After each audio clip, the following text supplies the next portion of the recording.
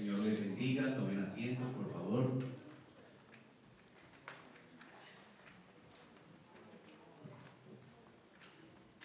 Hermanos, antes de iniciar el mensaje, le damos la más atenta y cordial bienvenida a Damaris Pérez y a su hijo Diego. Así que, Iglesia del Revive, démosle un fuerte aplauso a nuestros nuevos hermanos con nosotros. Y bueno, siempre es un privilegio para este servidor saludarlos, estar aquí cada domingo delante de todos ustedes para compartirles la poderosa palabra del Señor.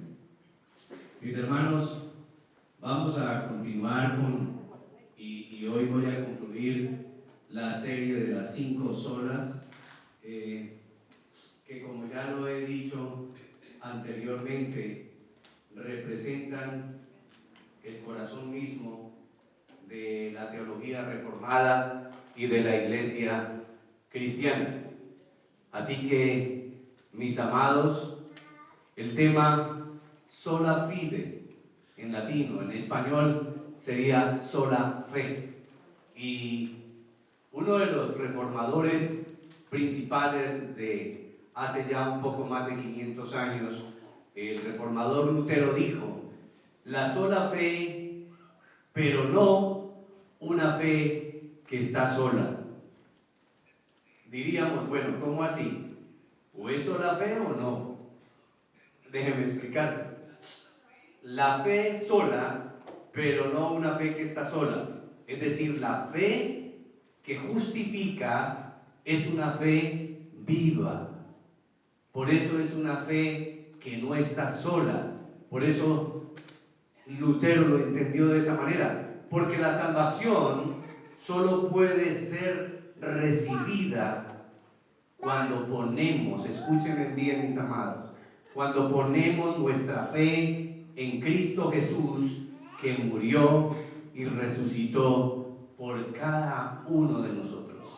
Así que, hermanos, siéntase usted extremadamente privilegiado por la obra majestuosa. No hay una palabra en nuestro léxico que pueda exclamar adecuadamente la obra extraordinaria que el Señor ha hecho. Y yo le pido en esta mañana que le dé un aplauso fuerte al Señor, porque gracias a su bendita obra, usted y yo estamos hoy aquí de pie delante del Señor y disfrutando del beneficio más poderoso y grandioso que puede cualquier ser humano disfrutar, que es de la salvación. Hermanos, pero también no hay otra forma de poder llegar a la salvación. La centralidad de las 5 solas que les he compartido hasta el momento: sola Escritura, solo Cristo, sola gracia, sola fe y solo Deo gloria, o solo la gloria de Dios. Esas 5 solas son la centralidad del Evangelio, y la centralidad del Evangelio tiene nombre: Cristo Jesús. Así que, hermanos, surge una pregunta: ¿de dónde viene la fe? ¿O de dónde procede esa fe? La fe que usted tiene hoy, ¿de dónde viene? ¿De dónde procede? Esta pregunta es central en la teología reformada, y algunos piensan que es la decisión del hombre, del ser humano, creer o no creer. Muchos piensan eso, tienen esa línea de pensamiento, que la última palabra la tiene el hombre, que la última palabra la tiene el varón o la mujer de tomar la decisión. ¿Será cierto? Veámoslo a través de la palabra. ¿Qué dice la palabra de Dios? Así que, mis amados, como es costumbre de Revive, vamos a ponernos de pie para honrar la palabra del Señor. Y vamos a ir nuevamente a la carta de Efesios, en el capítulo número 2. Y ahí voy a permanecer un buen ratito. Así que, si no tiene la Biblia física a la mano, ahí está proyectada en la pantalla. Efesios, capítulo 2, a partir del verso 8. Y dice la palabra de Dios en el nombre del Padre, del Hijo y de su Santo Espíritu.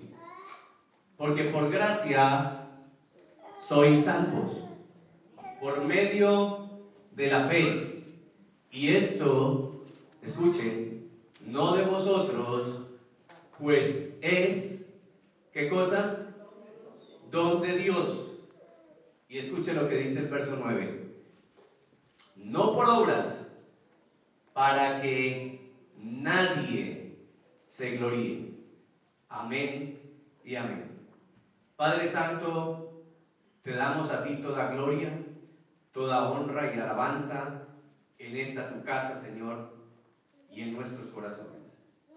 Yo te pido, Padre amado, que esta tu palabra, tu mensaje, en esta mañana, cause un impacto poderoso en cada corazón de cada una de las personas que estamos aquí presentes y también de los que nos siguen a través de las redes sociales. Señor, que en el poder de tu palabra y en el poder de tu Santo Espíritu, cada día podamos tener un entendimiento más amplio, profundo y respetuoso de la poderosa obra que tú has hecho en tu Hijo amado, nuestro Señor y Salvador Jesucristo.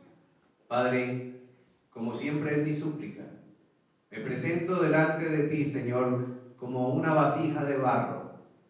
Señor, confiado que tu Santo Espíritu me sostendrá y que todos y cada uno de mis pensamientos y mi corazón y las palabras que yo voy a articular están gobernadas plenamente por el poder de tu Santo Espíritu. En el nombre de Cristo Jesús. Y el pueblo de Dios dice, amén y amén. Pueden tomar asiento, amados. Miren qué interesante cómo empieza la porción. Porque por gracia sois salvos por medio de la fe. La salvación es una obra de Dios, enteramente de Dios, donde usted y yo no aportamos absolutamente nada. Es una obra entera del Señor y, como lo expliqué la semana pasada, es por la mera gracia de Dios que usted y yo hoy somos participantes de la vida eterna.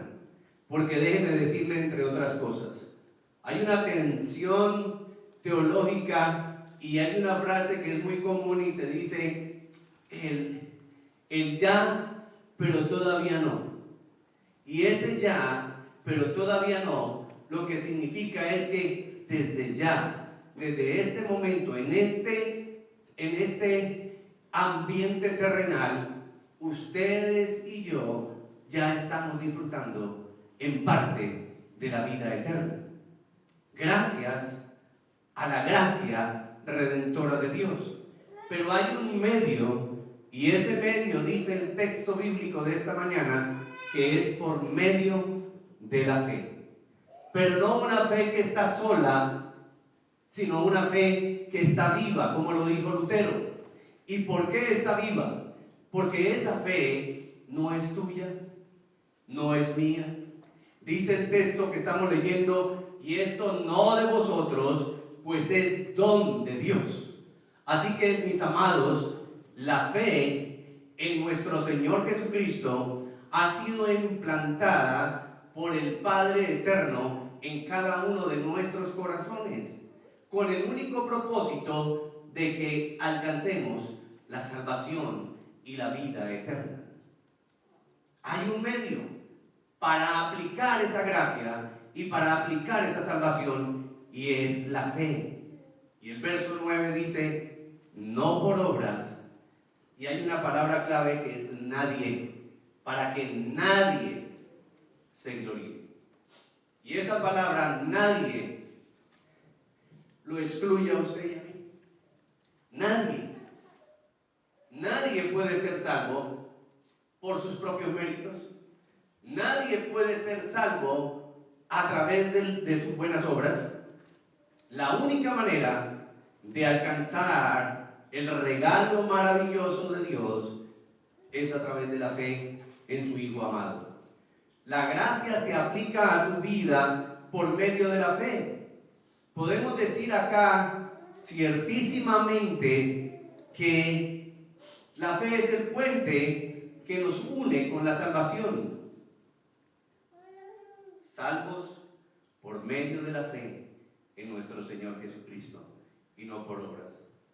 Lutero exclamó una frase que capta la esencia de la teología cristiana, y esa frase es la siguiente: la regeneración precede la fe. La regeneración precede la fe. ¿Y por qué Lutero dijo que la regeneración es antes de la fe? Porque, hermanos, es un don de Dios, y el corazón caído, el corazón lleno de pecado y de maldad, no tiene ninguna inclinación a creer en el poder redentor del Señor.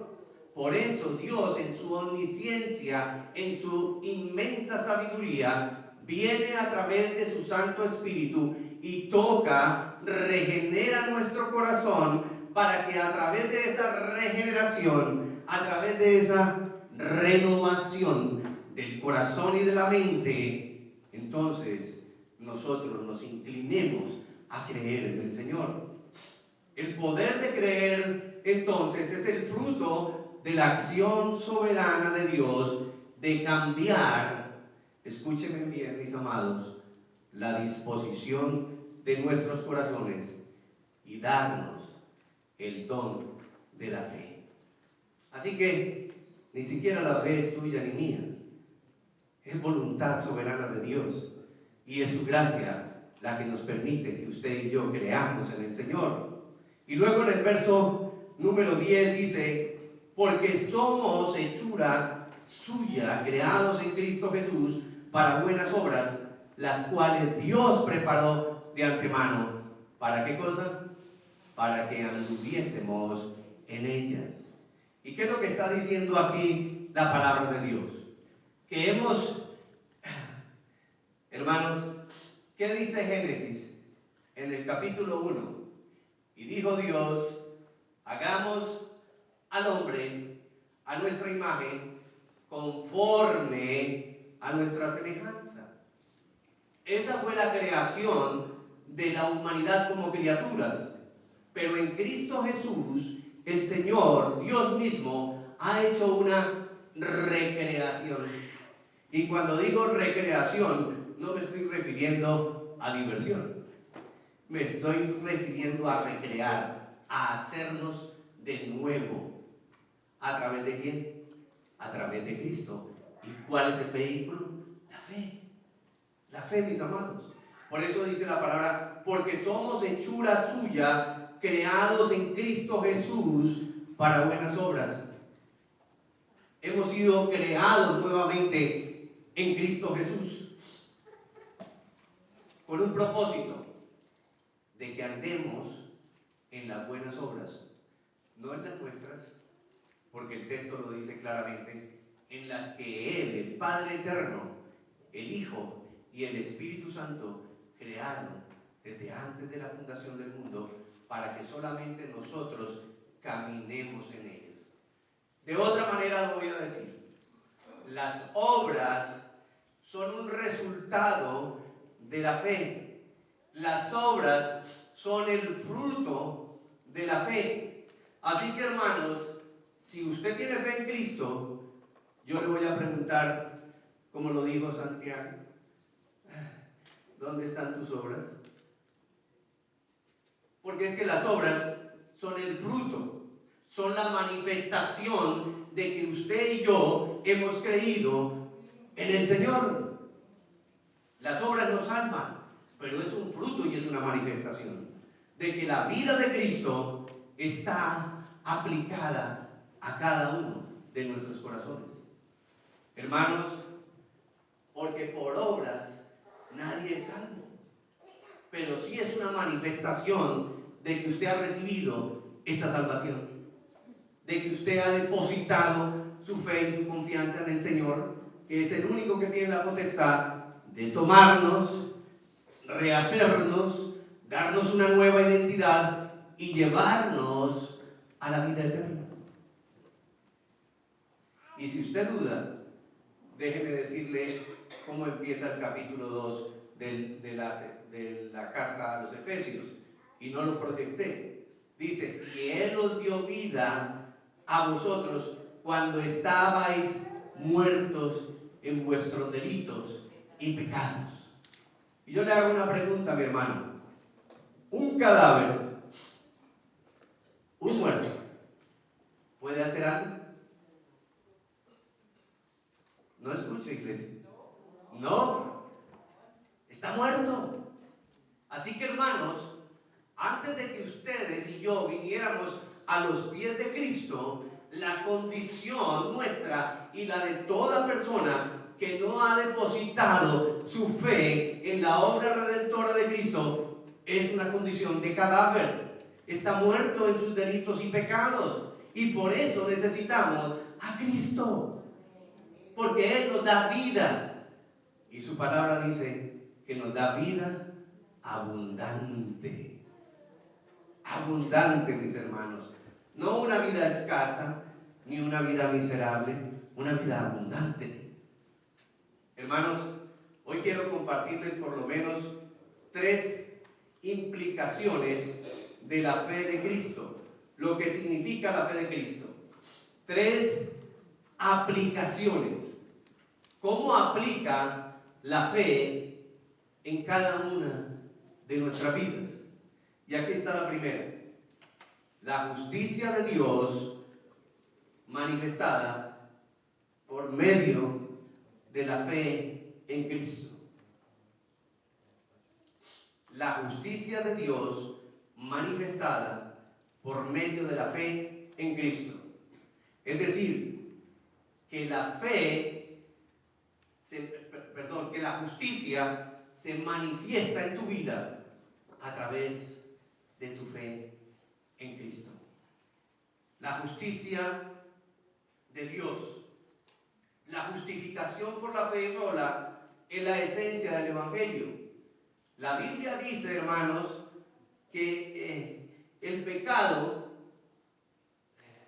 nos condujo a la muerte, porque el Señor dice en Génesis y le advierte al primer Adán, que es la cabeza federal, el representante original de la humanidad, ahora el representante, cabeza federal y universal y cabeza de la iglesia es Cristo Jesús, y ahora ustedes y yo estamos en Cristo, pero el Señor le advirtió, porque el Señor no nos toma por sorpresa, le dijo al primer Adán, el día que comieres del fruto de ese árbol, ciertamente morirás.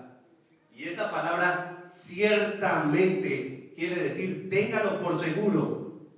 ¿Y qué tiene que ver eso hoy con nosotros? Se preguntará alguien. Pues déjeme decirle que cada vez que obstinadamente una persona decide pecar, acuérdese, ciertamente morirás. Es una ley. La Biblia dice que el pecador es justificado por la fe sin las obras de la ley. Lo que esto significa es que el pecador es declarado justificado ante el tribunal de Dios. Sigue siendo, escúcheme, sigue siendo culpable de su pecado, o seguimos siendo culpables de nuestro pecado, pero libres del castigo por la declaración judicial del juez. El legislador supremo, nuestro Señor, en una acción judicial, Él ha declarado por su mera gracia que cuando ustedes y yo depositamos nuestra fe en el Señor, entonces Él nos perdona y nos declara justificados, no por tus obras, sino por la obra poderosa de su amado Hijo, nuestro Señor Jesucristo. Cuando usted deposita su confianza, su fe en la persona y obra de nuestro Señor Jesucristo, entonces empieza a disfrutar de las bendiciones eternas de Dios. No son bendiciones temporales, no son bendiciones pasajeras, son bendiciones eternas. ¿Por qué son eternas? Porque la palabra de Dios permanece para siempre. La palabra de Dios no cambia. Y Hebreos 13:8 dice que el Señor es el mismo de ayer, de hoy y de siempre. Veamos qué dice la palabra a través de Romanos 3:21. Escuchen, 3:21 en adelante. Pero ahora, aparte de la ley, se ha manifestado la justicia de Dios, testificada por la ley y los profetas. Déjeme aclararle un poco esta terminología. Dice que ahora, y ese ahora es un presente eterno. Hoy se ha manifestado, dice que aparte de la ley, se ha manifestado la justicia de Dios. Y la palabra manifestar es develar, o en otro contexto es desvelar, y desvelar es quitar el velo, es decir, que eso que estaba oculto, que eso que estaba detrás de un velo, ese velo ha sido quitado y ha sido manifestado, ha sido revelado, ha sido dado a conocer. Pero además aquí hay otra verdad poderosa y dice que esa verdad eterna y poderosa está testificada por la ley y los profetas. Y yo quiero que usted aprenda algo en esta mañana, que cada vez que usted lea en la palabra de Dios la ley y los profetas, se refiere al primer pacto, al Antiguo Testamento. Es decir, que aquí la palabra nos está diciendo que esa justicia de Dios que se ha manifestado estaba siendo testificada por todo el Antiguo Testamento. ¿Y de quién habla el Antiguo Testamento? De Cristo. Así que lo que está diciendo aquí el texto bíblico es que hoy esa justicia de Dios se ha dado a conocer en una persona, en la persona que es el Señor Jesucristo, la segunda persona de la Trinidad. Y cuando digo la segunda persona de la Trinidad, no quiero decir, y no vaya a pensar que estoy tal vez sugiriendo que el Señor, por ser el segundo, es inferior al primero, que es el Padre. No. Porque el Padre, el Hijo y el Espíritu Santo son iguales, son coexistentes, son coeternos, pertenecen a la misma esencia, tienen los mismos atributos, el mismo poder, y es el único y verdadero Dios. Es un misterio, sí. Es una cuestión de orden solamente. Hermanos, y el verso 22 lo aclara. Dice, la justicia de Dios, escuchen, por medio de la fe, ¿en quién? En Jesucristo, para todos los que creen en Él. Así que, mi amado, mi amada, si aquí hay alguien que aún no ha depositado su fe y su confianza para salvación en Cristo Jesús, y no ha venido en arrepentimiento y fe a los pies de Cristo, hoy la palabra está hablando a tu corazón. Dice que la justicia de Dios es por medio de la fe en Jesucristo para todos los que creen en Él, porque no hay diferencia, dice acá. ¿Diferencia de qué? Veamos lo que dice el verso 23. Porque no hay diferencia de qué, por cuanto todos pecaron y están destituidos, y esa palabra es muy importante, destituidos de la gloria de Dios. Y estar destituido de la gloria de Dios quiere decir estar fuera del reino de Dios, estar separado de la presencia de Dios. Y antes de darle la definición, les pregunto, ¿y si no estamos disfrutando de la gloria de Dios, de la presencia misma de Dios? si no estamos en el reino de Dios, entonces, ¿en dónde estamos? ¿En dónde está cada persona que no pertenece a Cristo? Aleluya, en el mundo de las tinieblas, alejado de las bendiciones. Pero también la palabra destituidos significa estar bajo maldición.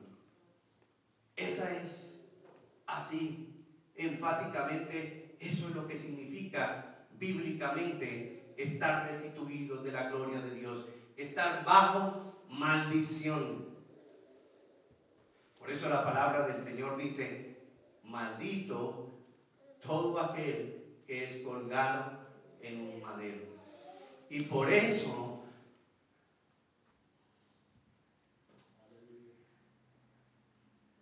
mis amados, por eso el Señor se hizo maldito. Cuando Él vino y tomó el lugar nuestro, Él cargó sobre sus hombros toda esa maldición con el fin de que usted y yo disfrutemos de la bendición y seamos justificados, declarados justos delante del Padre. El verso 24 lo dice: siendo justificados gratuitamente por su gracia, mediante la redención que es en Cristo Jesús. Y aquí hay otra palabra clave de la fe, y es redención. Y yo quiero que usted esos términos trate de grabarlos. ¿Y saben por qué? No porque yo quiero que ustedes tengan un vocabulario extenso de la Biblia, no, para que ustedes comprendan la profundidad, la grandeza de la salvación, mis amados. ¿Qué significa la palabra redención? Redención, en términos generales, significa perdón de todos los pecados. Pero bíblicamente, en el contexto cultural de la época en que esta palabra fue escrita y fue dada a través del apóstol Pablo, la palabra inspirada por Dios, en ese contexto, en el original griego, la palabra redención significa liberar, sacar del cautiverio, sacar de la esclavitud, pero también significa pagar un precio por ese esclavo. ¿Y qué tiene que ver la esclavitud con nosotros? Mucho, porque todos y cada uno de nosotros éramos esclavos del pecado. Y Dios, a través de su Hijo amado, dice: voy a salvar a la humanidad de esa esclavitud. Voy a ir a través de mi Hijo amado, Cristo Jesús. Voy a tomar el lugar de ellos y voy a pagar el precio para que sean libres de la esclavitud, del pecado. Eso es redención. ¿Entendemos, hermanos, la grandeza de la obra del Señor? Porque solo podemos ser salvos por medio de la fe en Cristo Jesús. Y aquí está, hermanos, la segunda aplicación de la fe. La fe se aplica en términos legales.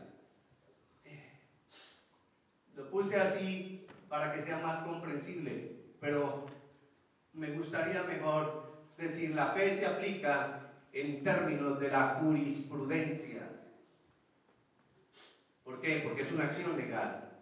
Primero, Dios manifestó justicia por la ley. Dios declaró por su ley que la paga del pecado es muerte, y esto es una acción legal. Y quiero que escuchen atentamente lo que le voy a decir, porque suena como a trabalenguas. Quiero que me sigan. Dios decretó por su ley que la paga del pecado es muerte.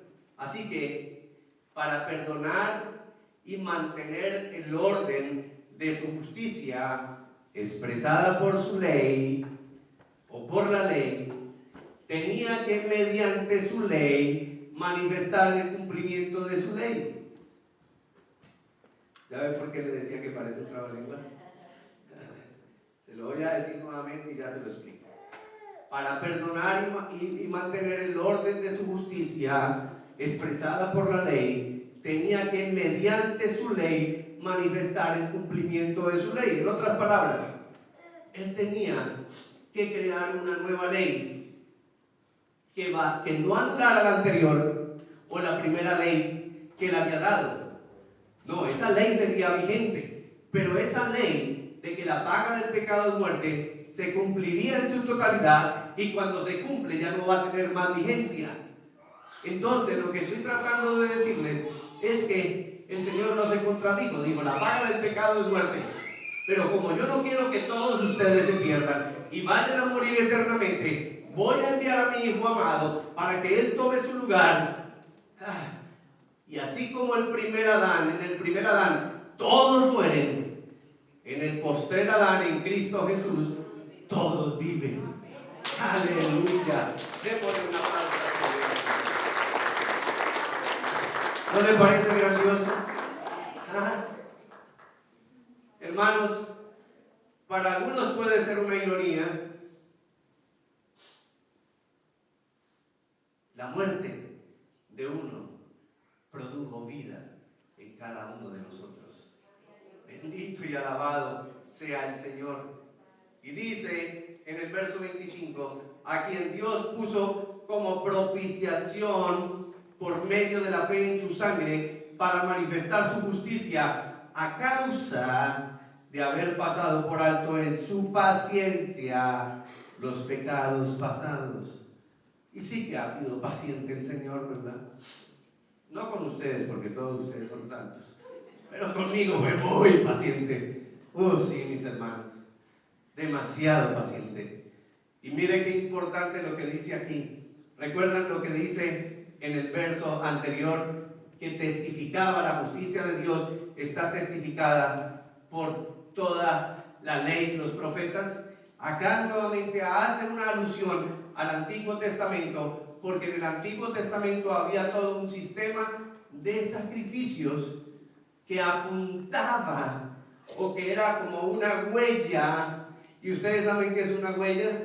Cuando uno va por un lugar desconocido pero ve huellas, usted trata de seguir esas huellas, y esas huellas nos llevan a un lugar, y ese lugar de esas huellas del sistema de sacrificio nos lleva o apunta directamente al verdadero y final y suficiente sacrificio, el Cordero inmolado en la cruz, Cristo Jesús, el que quita el pecado del mundo.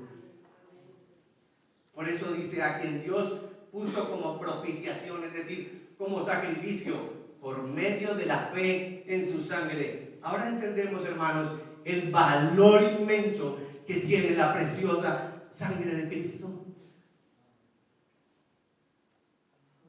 Que con su sangre hemos sido lavados y limpiados de todo pecado y de toda maldad.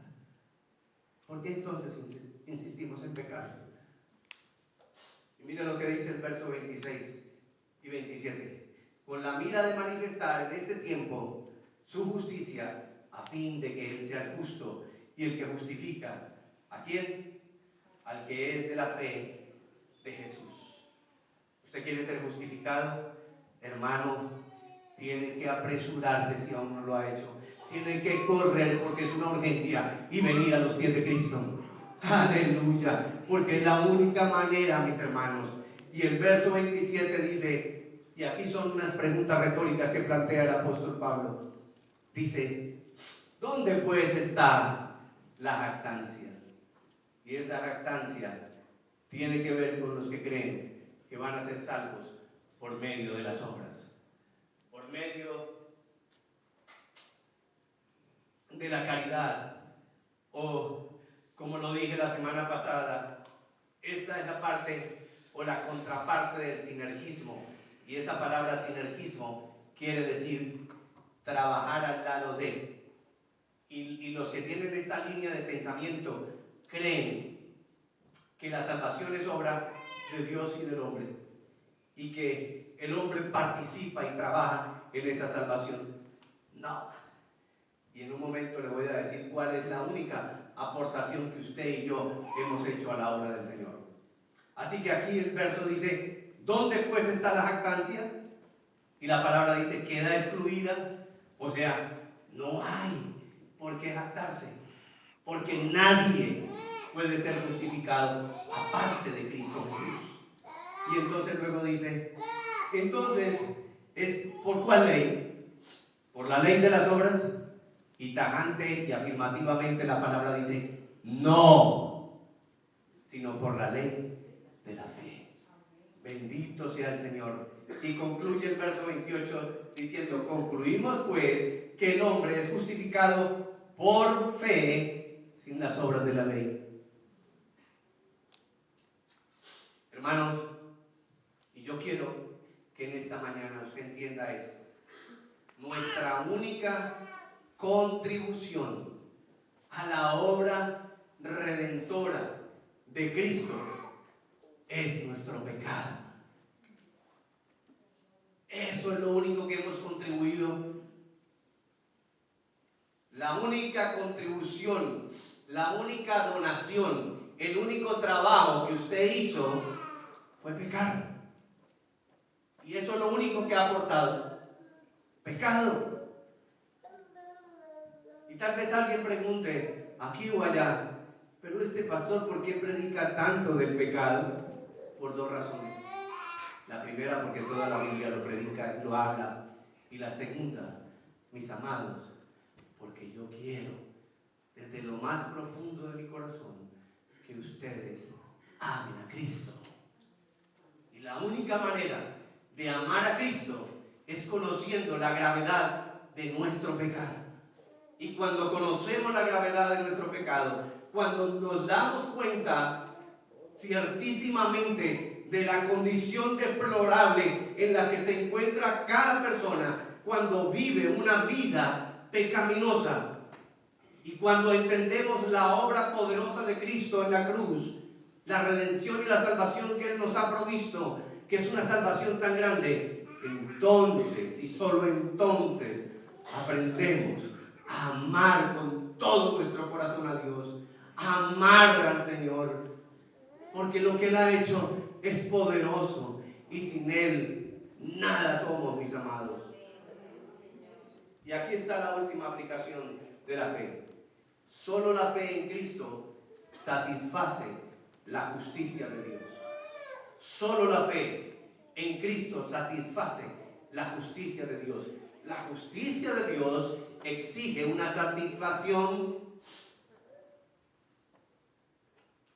porque Él está airado contra el pecado. Él, en el buen uso de la palabra, Él odia el pecado.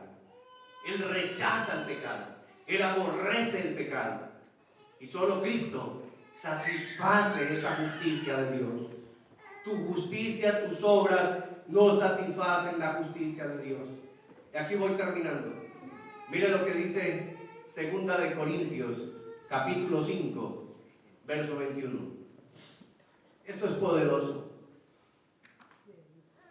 Al que no conoció pecado, por nosotros lo hizo pecado, para que nosotros fuésemos hechos justicia de Dios en Él. Qué tierno es el Señor para hablarnos. Qué delicado es el Señor para hablarnos, aún cuando expresa sus verdades eternas. Mire lo que dice: al que no conoció pecado, por nosotros lo hizo pecado. Y eso parece tan sencillo, pero si yo lo leo en el contexto de Carlos Telles, yo diría: al que no conoció pecado, por tu culpa y la mía, lo hizo pecado. Pero el Señor no es Carlos Telles, gracias a Dios.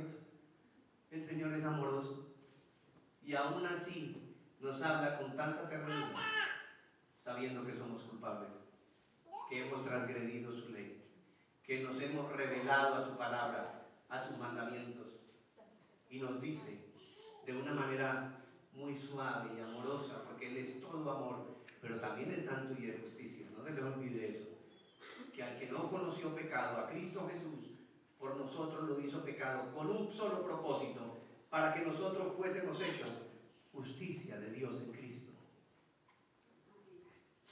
Hermanos, y si aún no le ha quedado claro, y si aún tiene por ahí algunos nubarrones, déjeme expresárselo de la forma en que el Señor habló a su pueblo Israel a través del profeta Isaías, 800 años antes de que llegara la promesa redentora, Cristo Jesús, el Mesías. Y él dice a través de la boca de Isaías, a partir, en el capítulo 53, a partir del verso 3. Hermanos, yo le pido, póngase de pie, por favor. No soy, y no lo tome como un acto de religiosidad, no, es un acto de reverencia y respeto por el significado profundo de este texto bíblico que voy a leer. Dice: despreciado y desechado entre los hombres, varón de dolores, experimentado en quebranto, y como que escondimos de él su rostro, fue menospreciado y no lo estimamos. ¿Cuántas veces pasó en su vida? En la mía fueron muchas, que hombres de Dios venían y tocaban mi corazón con la palabra y los despreciaban. El verso 4 dice: ciertamente llevó él nuestras enfermedades y sufrió nuestros dolores, y nosotros le tuvimos por azotado, por herido de Dios y abatido. Mas él, herido por nuestras rebeliones, molido por nuestros pecados. Y escuchen esto: el castigo de nuestra paz fue sobre él, y por su llaga fuimos nosotros curados. ¿Curados de qué? De la rebelión, de la maldad y del pecado, hermanos. Porque ese es el peor cáncer, es la peor enfermedad que puede haber en el ser humano, el pecado. Todos nosotros nos descarriamos como ovejas, cada cual se apartó por su camino. Y aquí vemos la gracia, el amor, la misericordia, la compasión de Dios. Escuchen: mas Jehová el Señor cargó en él, en Cristo, el pecado de todos nosotros.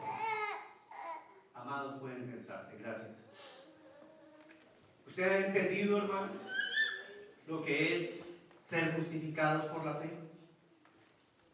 Y para finalizar el mensaje, permítame compartirles por lo menos 5 implicaciones de la doctrina de la justificación por fe. 5 beneficios que usted y yo recibimos hoy por la obra de Cristo en la cruz, cuando depositamos nuestra fe en él. Número 1, tenemos paz para con Dios. Paz para con Dios. No hay condenación. Ya no estamos destituidos de la gloria de Dios. Ya no estamos bajo maldición. Estamos ahora sobre las bendiciones. Estamos ahora escondidos en Cristo Jesús y sentados con Cristo Jesús en esos lugares celestiales a la diestra del Padre. Hoy usted y yo tenemos paz para con Dios. Número 2, somos libres. Ya no estamos bajo la esclavitud del pecado ni bajo el dominio de Satanás. Porque quiero que entienda esto: cuando una persona deliberadamente y obstinadamente peca, se pone bajo el dominio de Satanás. Pero en Cristo Él nos libertó y nos hace libres de toda esclavitud del pecado. Tercero, nos da una nueva identidad. La identidad de Cristo, no la del mundo. No la del mundo. Porque antes de venir a Cristo teníamos la identidad del mundo. Pero ahora, por su gracia y por la fe, que es el medio que nos lleva a participar de la gracia y de la salvación, ahora tenemos una nueva identidad. Y cuando estábamos en el mundo, dice la palabra en Efesios 2:2, en las cuales anduviste en otro tiempo siguiendo las corrientes de este mundo, conforme al príncipe de la potestad del aire, el espíritu que ahora opera en los hijos de desobediencia. Hermanos, tener una nueva identidad solo es a través de Cristo. Cuarto, Dios nos provee su Espíritu Santo. Es otro beneficio, es otra implicación. Dios nos provee el Espíritu Santo, ¿para qué? Para resistir el pecado, para que podamos, bajo el poder del Santo Espíritu de Dios, aborrecer el pecado y alejarnos lo más lejos posible del pecado.